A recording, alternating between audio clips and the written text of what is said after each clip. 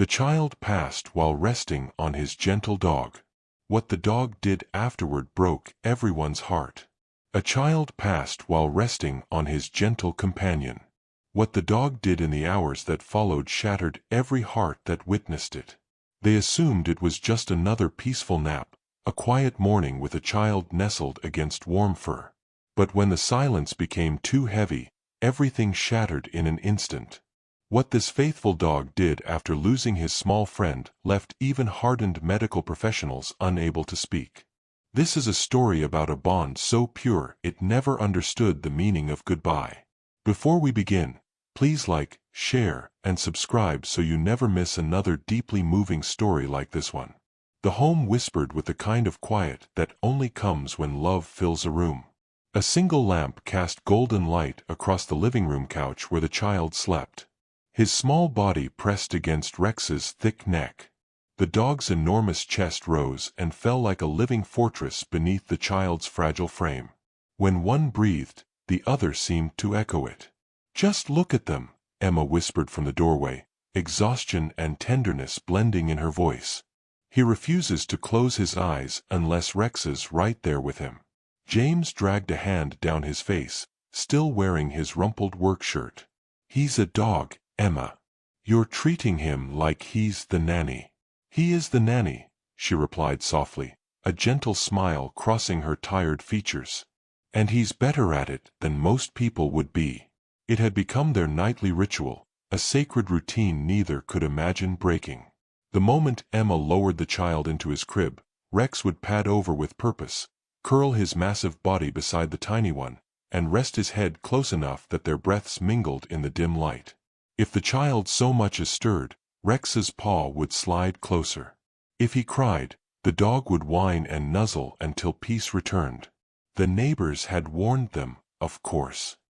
"Dogs can turn jealous when a child arrives," they'd said with knowing looks, but Rex had never shown even a flicker of resentment.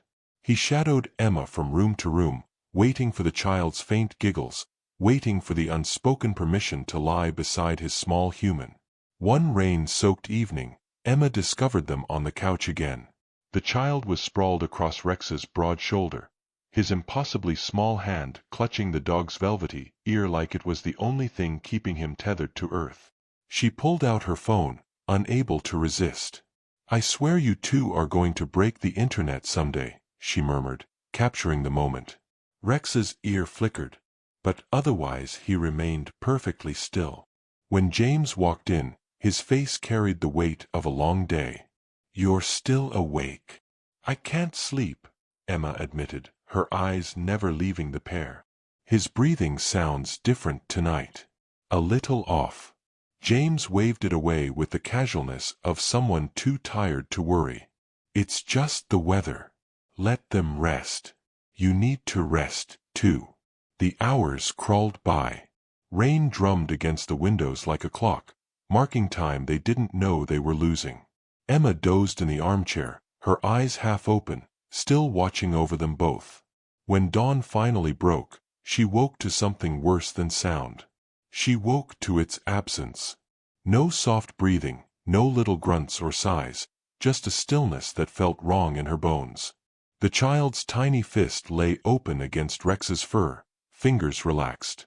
For one hopeful second, she thought they were both simply deep in sleep. Then she noticed Rex's head moving slightly, adjusting, but the child's chest wasn't rising at all. "James." Her voice cracked like glass breaking. "James, get in here right now." He stumbled in half-conscious, eyes unfocused. "What's wrong?" "He's not breathing." She touched the child's shoulder gently, then with more urgency. "Wake up, sweetheart. Come on, please wake up." Rex whined, confused, nudging her hand as if to ask what was happening. James's face drained of every trace of color. "Call 911 now." Emma's hands shook so violently she could barely grip the phone. "He's cold," she screamed into the receiver. "Oh God, he's so cold." The dispatcher's measured voice dissolved behind the wail of approaching sirens. James pressed trembling fingers to the child's tiny chest, his voice breaking. "Come on, Buddy.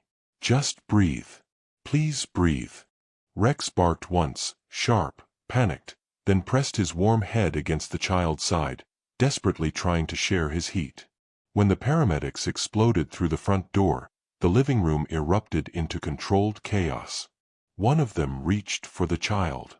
Rex's growl started low, his entire body trembling.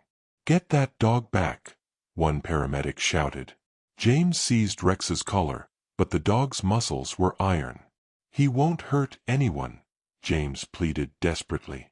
"I swear he won't." They lifted the child away.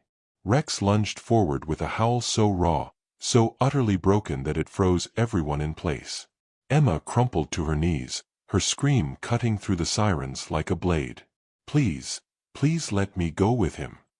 Her voice shattered into something unrecognizable. She crawled forward, reaching desperately for the stretcher as they pushed it toward the door. "That's my child.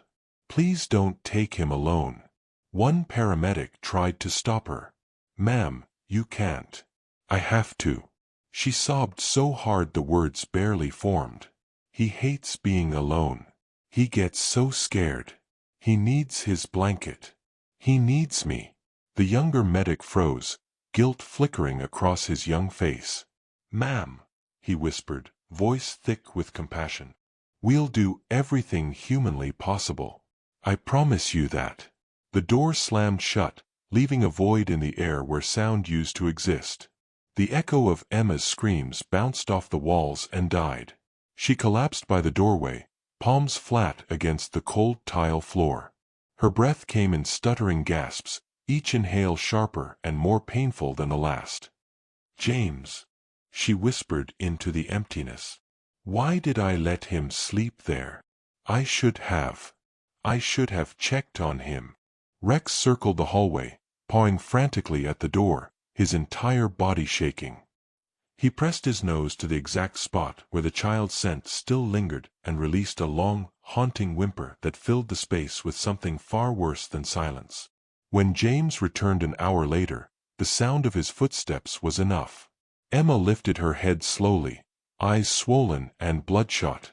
Hope flickered once in her expression, then died the moment she saw his face. He didn't speak. He couldn't. His shoulders sagged under invisible weight, hospital bands still wrapped around his wrist. Emma's lips trembled. "No." James took one step, then another, until he collapsed beside her on the floor. "They tried," he whispered, voice hollow. "They tried everything, Emma." The scream that tore from her chest went straight through him. The kind that doesn't stop even when breath runs out. She beat her fists against his chest, sobbing uncontrollably.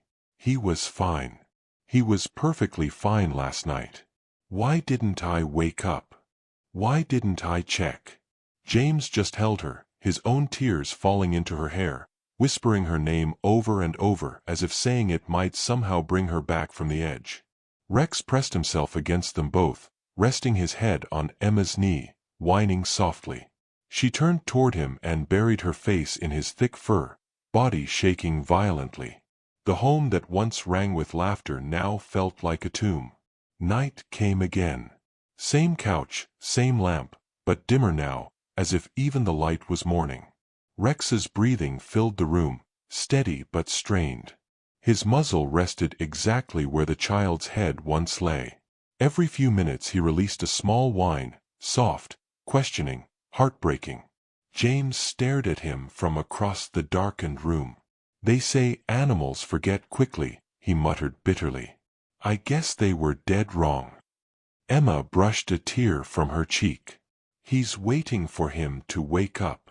Rex lifted his head, ears twitching toward the hallway as if hearing something only he could perceive. Then he lay back down, guarding the silence. They thought the worst had passed. But Rex hadn't even begun to understand what loss truly meant. 4 days after the funeral, the home barely seemed to breathe. Curtains stayed drawn. The child's room remained untouched. Crib pristine, blanket folded neatly in the corner. Every time James tried to move something, Emma stopped him. "Not yet," she whispered. "It still smells like him in there." Rex hardly ate. He would sit stationed by the nursery door from sunrise to sunset, tail motionless, eyes locked on the small white crib. Sometimes he whimpered. Other times he simply lay there, ears twitching at sounds that existed only in his memory. At night, Emma left the child monitor on even though the crib sat empty. She claimed it helped her sleep, but every time Rex shifted, the monitor crackled to life, and she'd wake expecting to hear a cry. Only silence answered back. One morning, James found Rex lying inside the crib itself, his head resting precisely where the child's chest once rose and fell. The sight made his stomach twist with grief. "Emma," he murmured, voice breaking. "Look at him. He's losing himself." Emma's response came as barely a whisper. "Aren't we all?" The vet's words were gentle but firm. "Dogs grieve too, but he needs space to heal." James agreed reluctantly. "Just for 1 week," he said, though his voice wavered. "The boarding center will take good care of him. We both need time to breathe." Emma hesitated, fear in her eyes. "He'll think we're abandoning him, too." James looked away, unable to meet her gaze. "Maybe it's the only way any of us will find rest." That afternoon, they drove Rex to the small pet lodge on the edge of town. The woman at the reception desk smiled sympathetically when she saw Emma crying. "Don't worry, ma'am. We'll keep him comfortable and warm.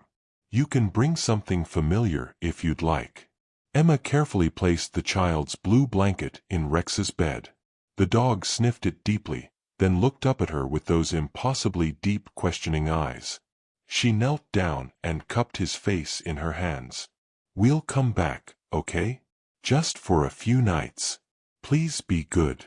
Rex licked her wrist once, slow, uncertain, almost asking her to reconsider. When they turned to leave, he barked once, sharp and confused, and tried to follow. The staff gently held him back. Emma didn't look back. If she had, she wouldn't have been able to walk away. That night, a kennel worker heard disturbing noises coming from Rex's room.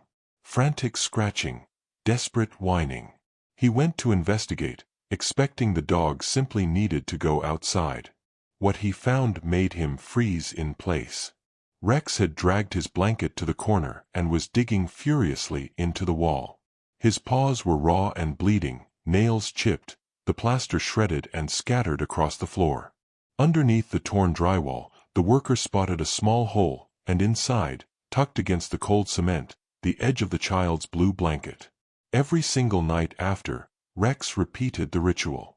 He ate only enough to stay alive, then waited until the lights went out before resuming his search, scratching, digging, desperately looking for what he'd lost. When the staff called Emma and James a week later to explain, Emma burst into tears right there in the lobby. "He was looking for him," she whispered through her sobs. "He thought his child was hidden somewhere inside the walls." They drove home in crushing silence. The back seat was empty. The leash lay folded and unused. James clenched the steering wheel until his knuckles turned white. "We should never have left him there," he said quietly, voice thick with regret. Emma nodded, staring blankly out the window. "He's the only one who still believes he's coming back." When they opened the car door, Rex jumped out before they could even unclip the leash. He ran straight into the home, down the hallway, directly to the nursery. He pressed his head against the crib and released a sound neither of them had ever heard before. A deep aching moan that rose into a cry so human it shattered them both. Emma covered her mouth, tears streaming. "He remembers everything." James's voice broke completely. "He never forgot. Not for a single moment." Rex circled the crib 3 times, then lay down with the blue blanket tucked under his chin. His eyes fluttered, but sleep wouldn't come. He simply stayed there, breathing in the empty air where his child used to be. That night, the child monitor clicked on again. Emma was half asleep when she heard it. A faint rustle, a low, steady hum. Rex's breathing, slow and rhythmic, right beside the crib. It sounded almost identical to before when it was the child lying there instead of just a memory.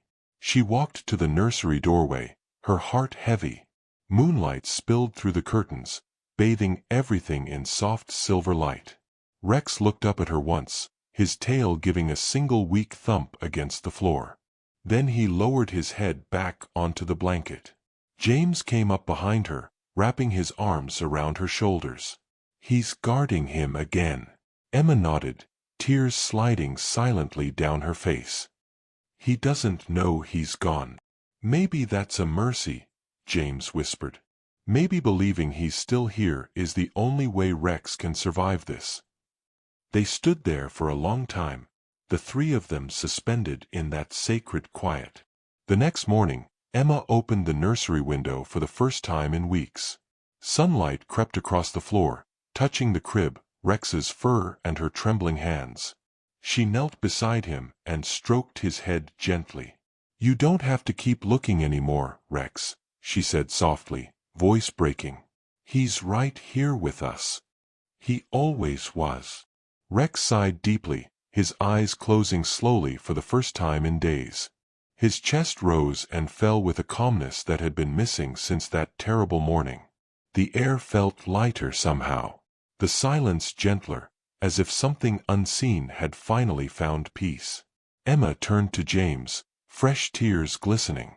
"We'll keep his blanket here for both of them." James nodded, his voice barely holding together. He earned it. That night, Rex slept beside the crib once more. No scratching, no digging, no desperate searching, just breathing, steady and peaceful and sure. Outside, dawn painted the horizon in shades of gold and rose. Inside, the loyal dog dreamed quietly beside the empty crib, the blue blanket between his paws, forever guarding what was gone, but never truly lost. If this story touched your heart, leave a heart in the comments below. Tell us, do you believe dogs can feel lost the way we do? Don't forget to like, comment, and subscribe for more powerful true stories. Where are you watching from? Let us know below. Your story might be